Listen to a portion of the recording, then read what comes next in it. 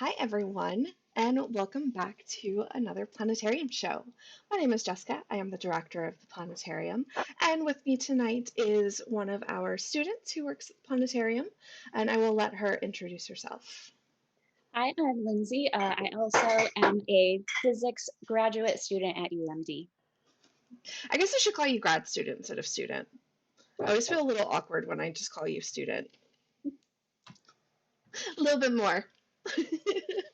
Anyway, so welcome tonight. We are going to be talking about, honestly, probably Lindsay and I's favorite topic in astronomy to talk about and teach people, and it's all about light, what we can learn from it, because that's what we do in astronomy.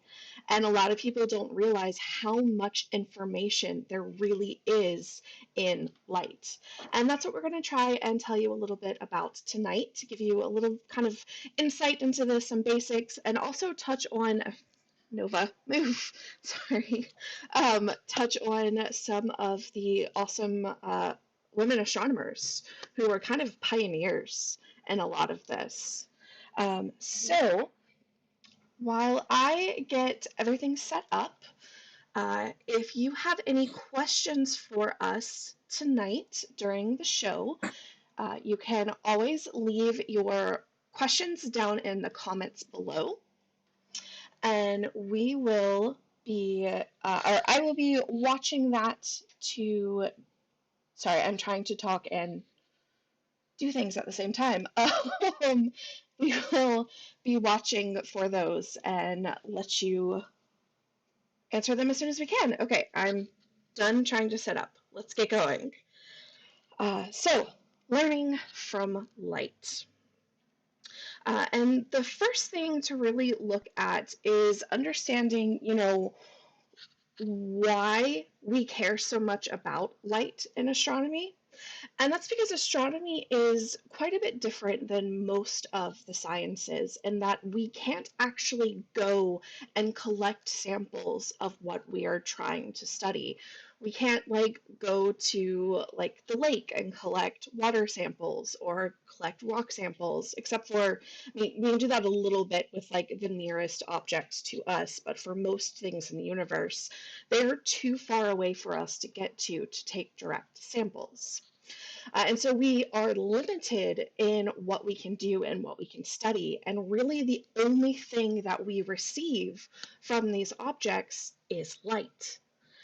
And so that is what we have to use. And a lot of astronomy has been learning and making tools that allow us to collect that light and dissect it to understand different properties about those objects. And that's where things like telescopes come in that allow us to collect a lot of light that we can study and analyze.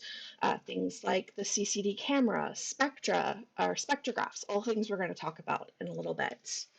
And so when we look at an object through our telescope and we take that really pretty picture of it, within just the picture itself, there is a lot we can see. So within this picture of this we have stars, we have this glowing, what looks like kind of gas, which we call a nebula. We can see a lot of information in the placement, where things are in the sky. We can see information in the general structure of how things are kind of clumped together or spread out throughout the image. Uh, we can see kind of patterns in this. We can see the colors that can tell us stuff, but there's more to dissect here than just what the image directly shows, and that's by looking at the light, the type of light that we get from these objects. And so to better understand that, we need to make sure we have kind of a good background or basic definition of what exactly light is. So the fancy term for light is electromagnetic radiation. Basically, light acts like a wave. And that wave of light comes in different types. And we describe those different types by the wavelength, how close together or spread apart that light wave is. So if we have light where the waves are really, really close together, we say that has a short wavelength. This typically is kind of a lot of energy associated with that, and so that's a type of light that we call things like gamma rays, X-rays, UV light, the high energy stuff that's dangerous to us. And then the light that has that's a bit more stretched out, more space in between the wave. We call this long wavelength, and that's associated with lower energy, things like radio waves, infrared waves, things with less energy that aren't harmful to us, and that we typically just think of as in the background. Now, of all this wide range of types of light or range of, sorry, I'm really blanking on words tonight.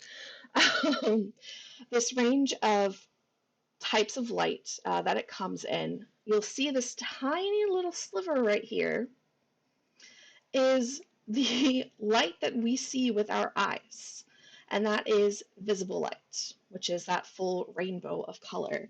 So our eyes only pick up just a tiny fraction of all of the different types of light that are out there. And in astronomy, we are interested in all of those other types as well because they can tell us different kinds of information. So if we look at objects in different types of light, we might see different things. And that's kind of what we're seeing here. So this image on the left is showing a comparison of the Trifid Nebula in visible light versus in infrared light. And we can see in that infrared, this central region here that looks really dark and dusty that we can't see a lot of seems a lot more open. And we're able to kind of peer into that area in infrared that we're not able to do in visible. And you can see the same thing with this example on the right. This is what looks like a hole in space. Really, there's just a dense gas cloud there that's blocking the light from the stars that sit behind it in visible light. But if we look in infrared, that infrared light isn't as blocked as visible light is, and so we can see through that cloud and see what lies behind it. So we're interested in looking at the universe in all types of light to see as much information as it can tell us. So looking back at the kind of pretty example again, I mentioned that one of the things that we can really see here is lots of colors, right? We see these reds, these blues, some whites and yellows, and color can tell us some important information. So let's talk a little bit about where color comes from, and we're going to start with where or why things are colored here on Earth. And it turns out that objects that we see here on Earth have color based off of what types of light are reflected or bounce off of the object versus what are absorbed by the object. So if we have like a red ball, what's happening here is all of the other colors of light, all of the other colors in the rainbow of visible light are absorbed by this ball except for the red. The red bounces off of it, reflects off of it, and that's what makes it to our eyes. And so we see that object as red. If we see something that's black, that's because all of the colors are being absorbed and no color is bouncing off to our eye. And if we see something as white, that means all of the colors are being reflected and make it to our eye. When our eye sees all of the colors of the rainbow, it combines that signal into what it deciphers as the color white. So white is really just all of the colors combined together. And this works for anything. So the green leaves of a tree we see because all of the other colors except green are being absorbed, and green is being reflected, bounced off, and makes it back to our eye. And some things in space have colors for this very reason. So things like the planets, the colors that we see in the planets. A great example is the beautiful blue-green of the planet Uranus. What we're seeing here is this reflection effect that happens because of methane in its atmosphere. Methane absorbs red light and reflects the blues and the greens. And so that's what makes it back through space to us here on Earth. And so that's the color we see when we look at the planet. And in fact, some of the colors in this image are due to the same thing, due to reflected light. In particular, the blues that we're seeing in here are blue light that's being reflected off of the dust in this area back to us here on Earth, giving these kind of sections of the cloud that glow this brilliant blue. But that's just the blue portion that's being reflected and acts similar to, how we see things colored here on Earth. The reds in the picture are not from that. It's not reflection of red light and absorbing of everything else. There's actually a different process going on here. And to understand this, we need to think a little bit about what happens to different elements when they are, for example, thrown into a fire. And we're going to watch this short little snippet of this video to kind of introduce this idea. Our only contact with the distant stars is their light that's journeyed across the universe to reach us, and encoded in that light is the key to understanding what the universe is made of. And it's all down to a particular property of the chemical elements. You see, when you heat the elements, when you burn them, then they give off light, and each element gives off its own unique set of colours. So this is strontium, and it burns with a beautiful red colour.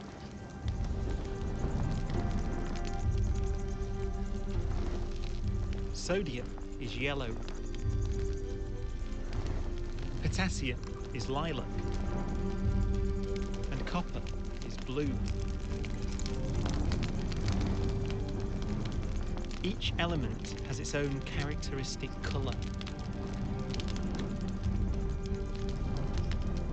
It's this property that tells us what the stars are made of. But it's a little more complicated than simply looking at the colour of the light that each star emits. You can see why by looking at the light from our nearest star, the Sun.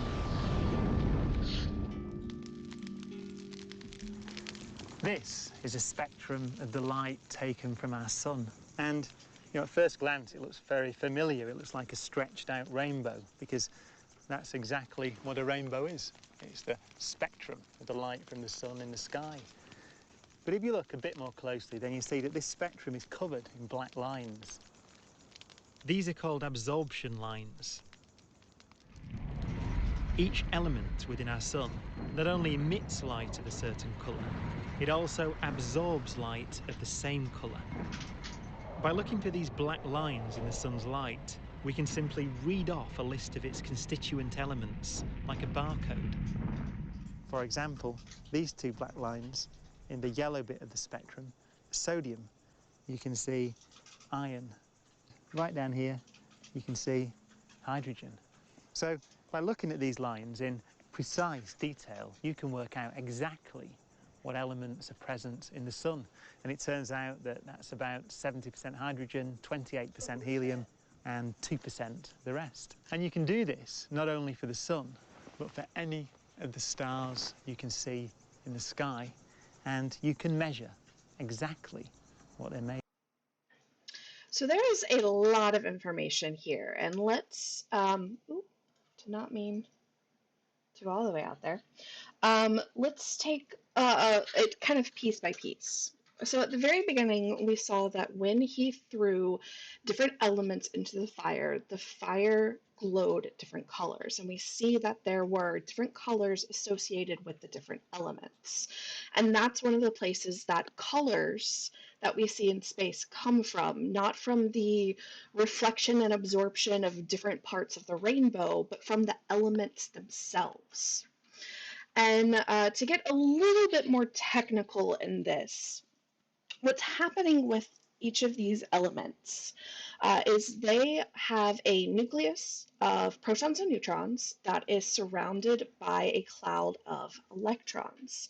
And those electrons can have different energies, different energy levels. And as they move up and down the energy levels, they either absorb or emit, give off light.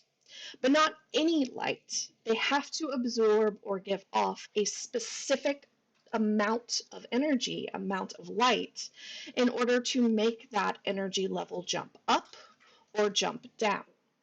And that's why we see very specific colors associated with these specific elements.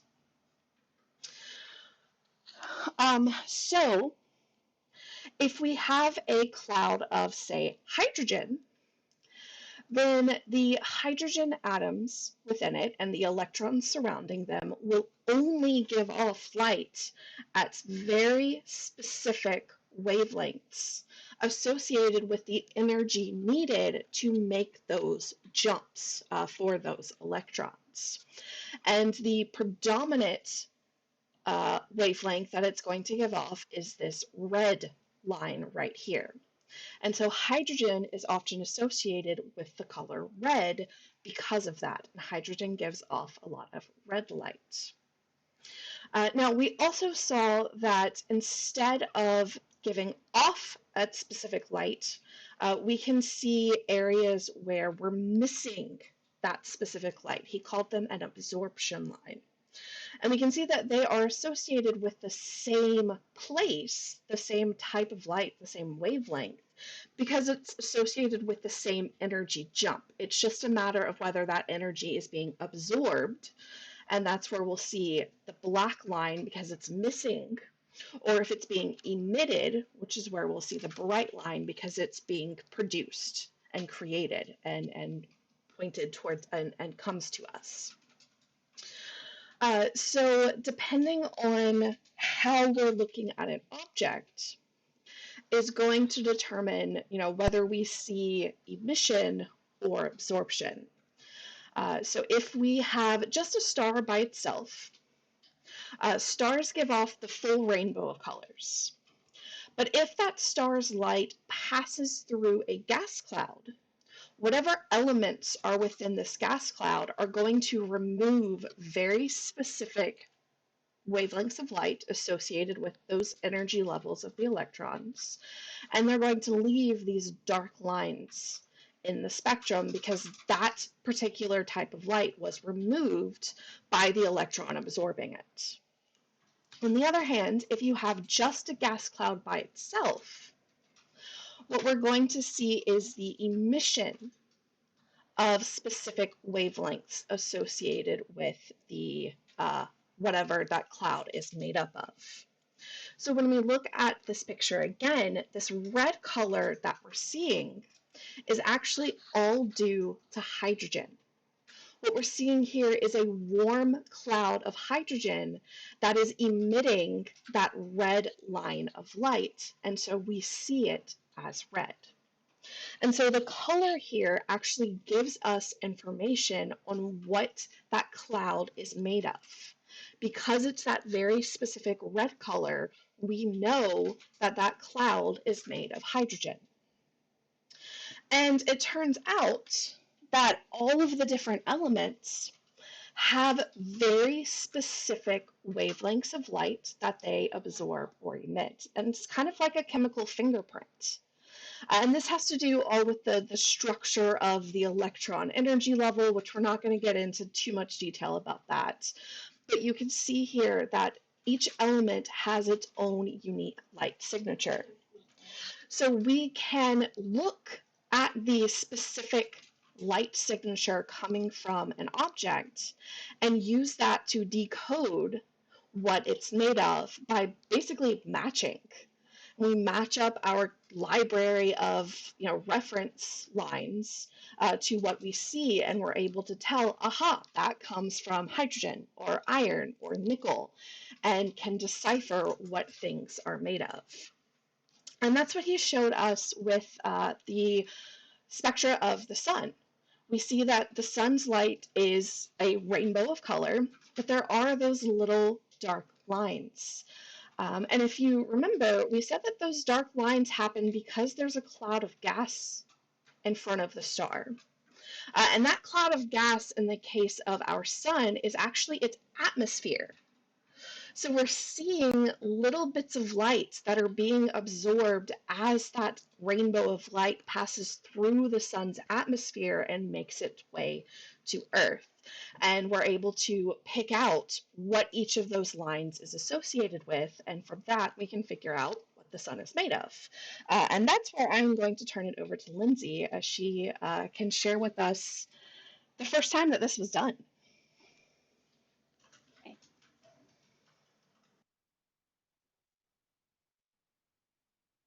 Yeah. You want to go to the next slide? Okay. So the person that discovered the composition of the sun was Cecilia Payne-Gaposchkin in 1925, and you actually probably haven't heard of her. She used to work at the Harvard Observatory in the early 1900s, and at the time, only the men were able to use the telescopes and take the pictures, which were black and white and on glass plates instead of paper. And then all of the women at the observatory analyzed those glass plates. And so actually a lot of these women that were analyzing these stars on these glass plates actually discovered a lot of stuff about them. But Cecilia Payne-Gaposchkin, her kind of supervisor, at first didn't believe her, and that what she came up with for the composition of the sun, until eventually another man figured out the same thing that she figured out about the sun. So Curiosity is on Mars, and it is using, it has this laser that heats up this rock sample, and then the spectrograph figures out the spectrum of this rock. And so this is how we figure out what the rocks are made of on Mars. And so this color, if we get this color spectrum, you would have some aluminum. This color spectrum, you would see some green, and then basalt, which is hardened lava rock.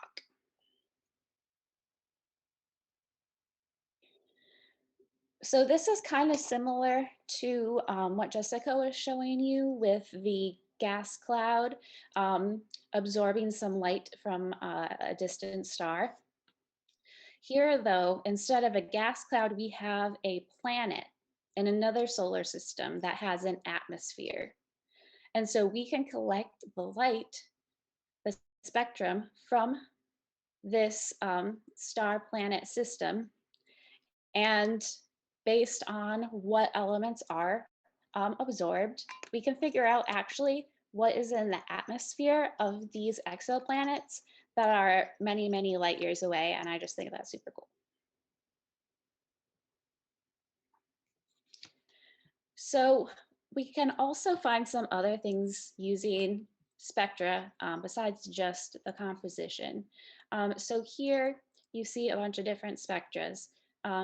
If a star is really, really hot, it's going to have a spectra more in the purple blue area. And then a little less, we start moving into the blue green, and then kind of greenish yellowish, until we get to the coolest stars that are all the way on the other side of the spectrum. There's no purple or blue left, it's just the red and yellow.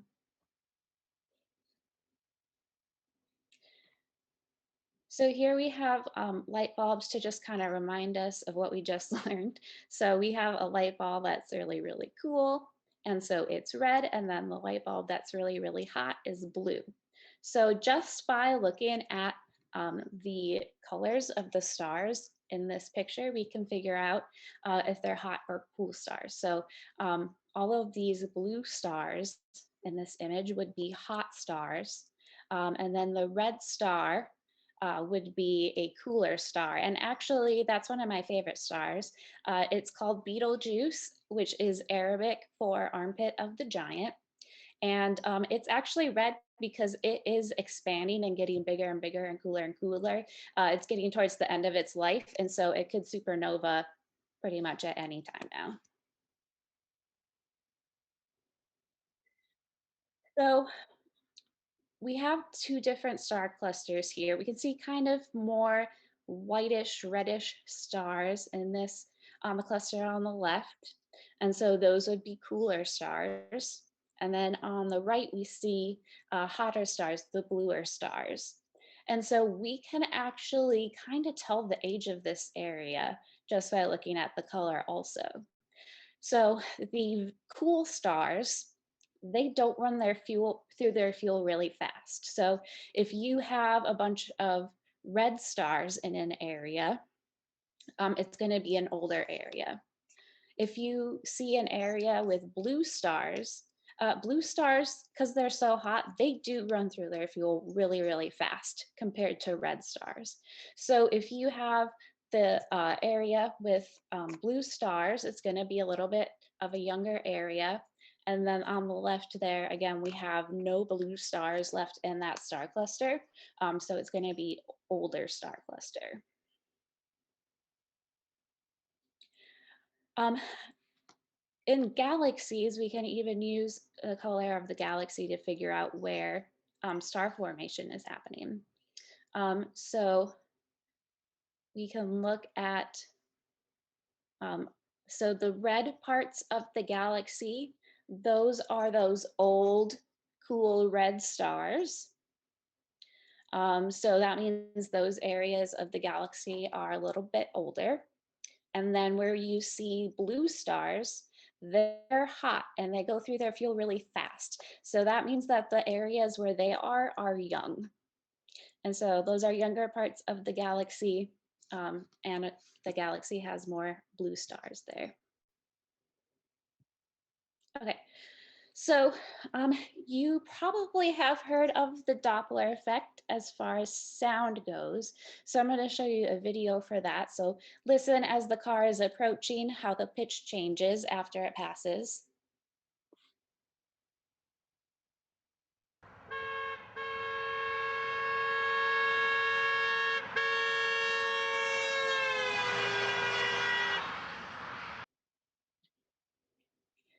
So if the ambulance is moving away from you, the sound waves actually get stretched out.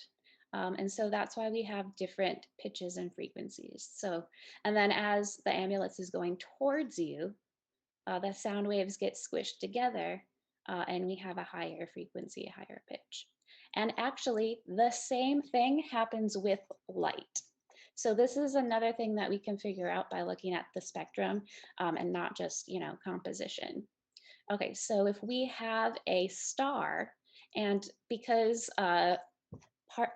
light is partly a wave, it has the same kind of wave properties as sound. And so if the star is moving towards you, the waves get smaller, the peaks get closer together, and the color goes more towards the blue side of the spectrum.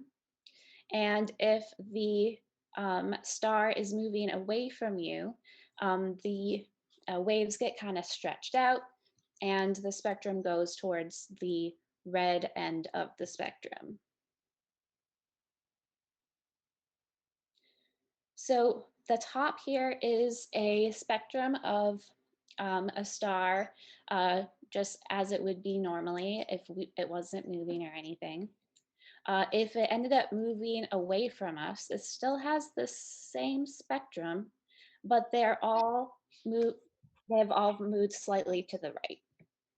And then if it's going even faster, that spectrum has moved even farther to the right. So because of that shift in the spectra, we know that those objects are moving away. If the object is moving towards us, then the lines are going to shift towards the blue. And object 4, that's even moving faster towards us. So we have the spectrum shifted to the left towards the blue, meaning that the stars are coming towards us.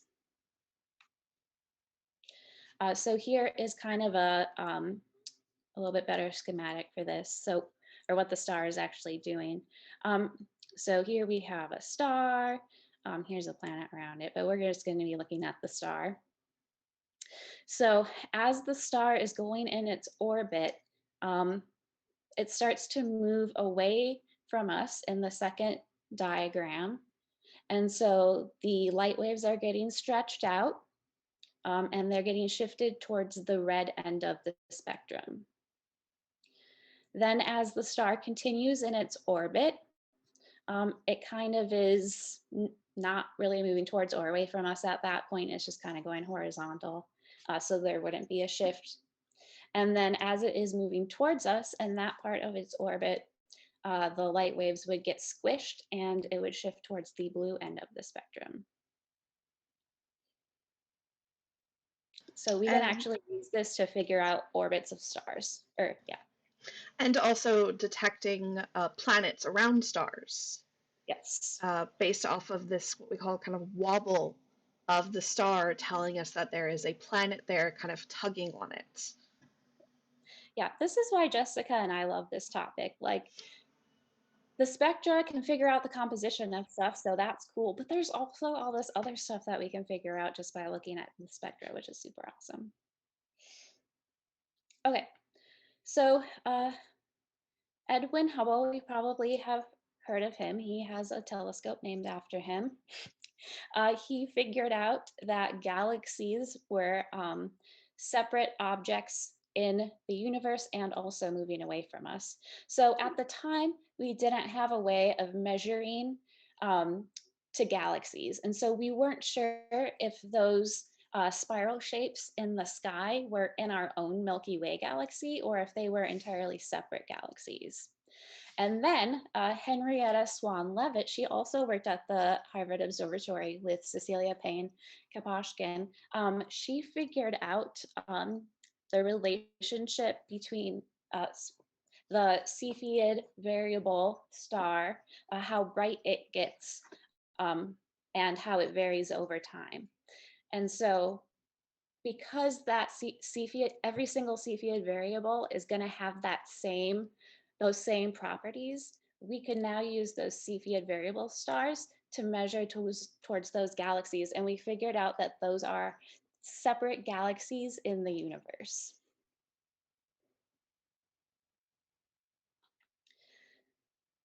So then we can use that spectrum shift even to see galaxies moving away or towards us. So as the galaxy gets further and further away from us, the spectrum gets shifted towards the red.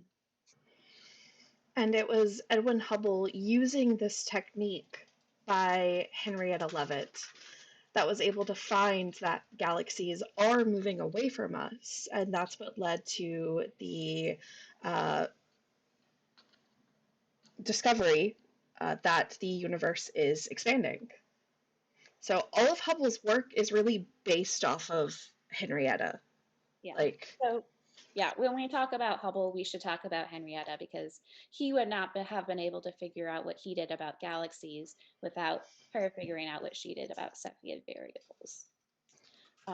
And the only galaxy that is blue shifted actually and moving towards us is the Andromeda galaxy, our nearest kind of really big spiral galaxy.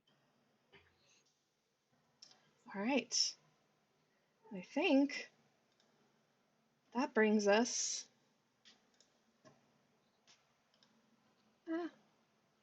Wait. Sorry.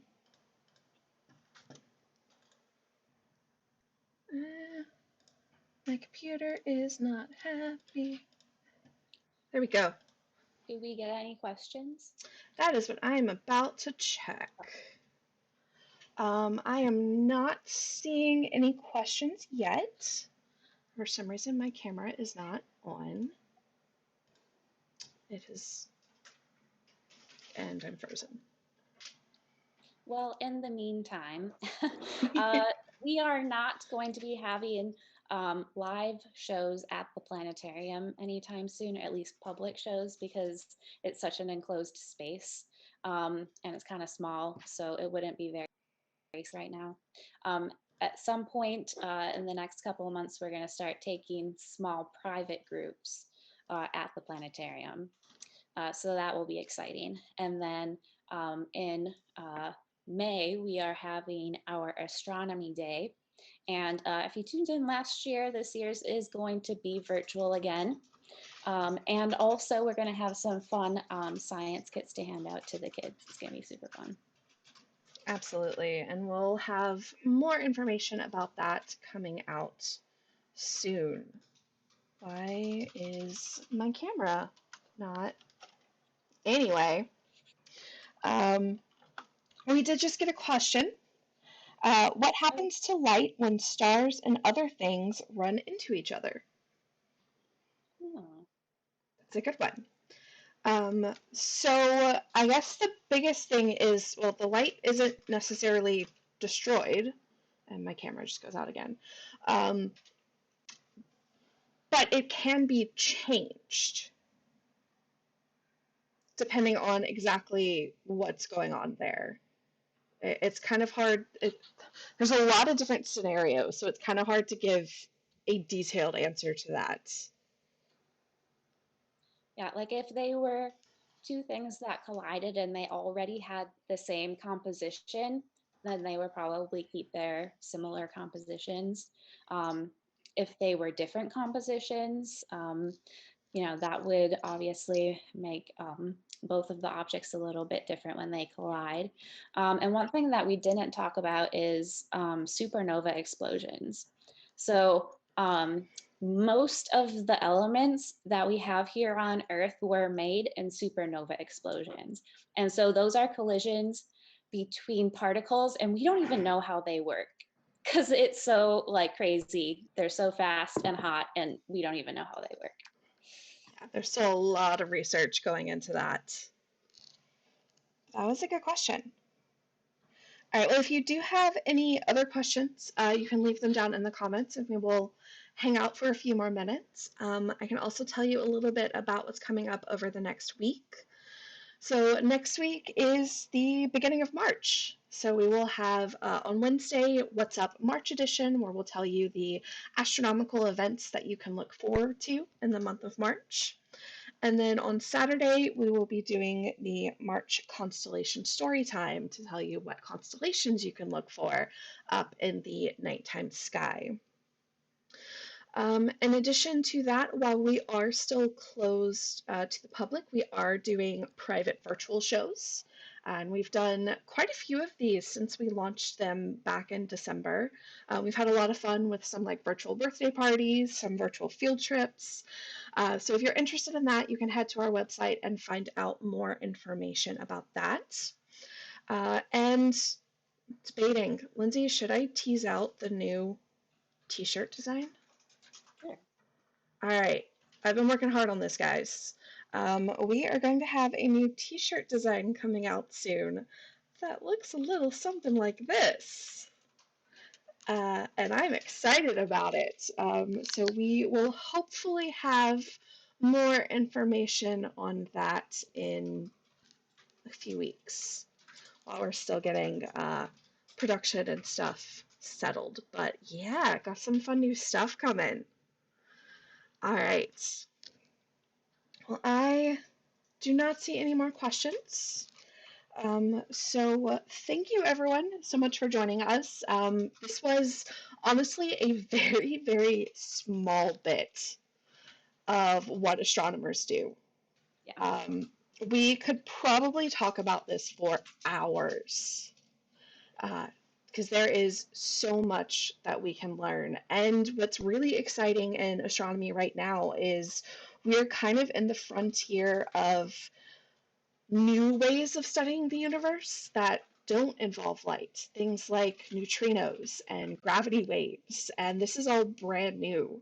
And it's exciting because it's giving us a new way to study the universe that's not just through light, but still the bulk of our learning and understanding has come from collecting and analyzing light. And hopefully you saw through the show today just how much information there is encoded in that, from position, movements, composition, temperature. I mean, there's so much there. But we will wrap it up for tonight. Again, thank you for joining us. We hope you have a wonderful rest of your evening. Check us out in the following weeks. We stream regularly on Wednesdays and Saturdays at 7. So we will hopefully see you again next time. Bye, everyone. Bye.